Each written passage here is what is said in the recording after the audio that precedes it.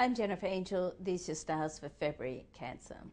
Now, your month ahead, of course, ruled by the moon, anything that happens at the moon and the full moon and the new moon affects you quite, significantly. So this month, the full and the new moon, it affects your personal and business life, and it can give you a greater perspective on life. So just put things into perspective, so the little things in life that don't matter that much will fall to the background, and the more important major issues will come to the foreground. So that's good to look forward to. Now, your career and money, the new moon is actually in your 8th house, so this is on the 10th of the month, plus a host of other planetary activity in this area. Venus is in your 8th house as well, which is very good for financial management. The 8th house is like a second money house that you may not be totally in control of, also around official matters, and it can also signify the ending and beginning of situations, so you can come to closure and start again under a more positive note. Now, Venus and Jupiter have a trine, which is a soft aspect on the 7th of the month. So this is a financially advantageous position, a transit for you, Cancer. So anything that happens around money this month, you want to really just hone in on it. Make sure that it's a win-win situation. You have a lot of say in money matters. As a Cancerians are generally very good with money. There's two things that you need in life, and it's security on emotional and financial level.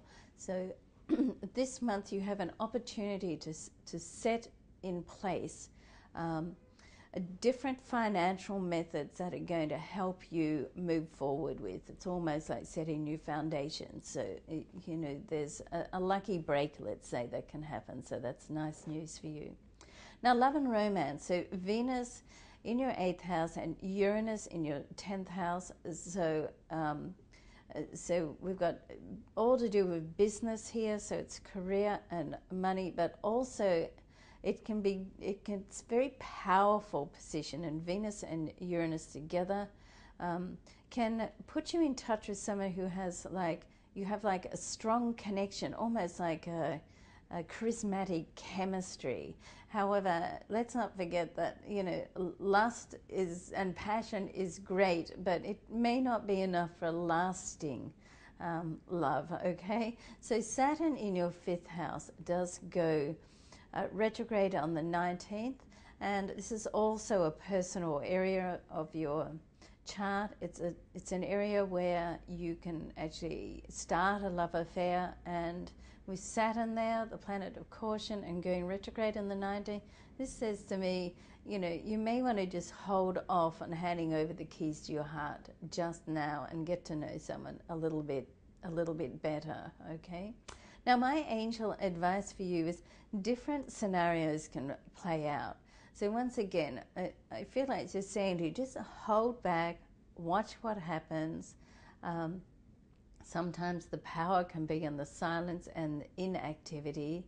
And then once you have more information, you can make decisions based on a more knowledgeable base. Okay.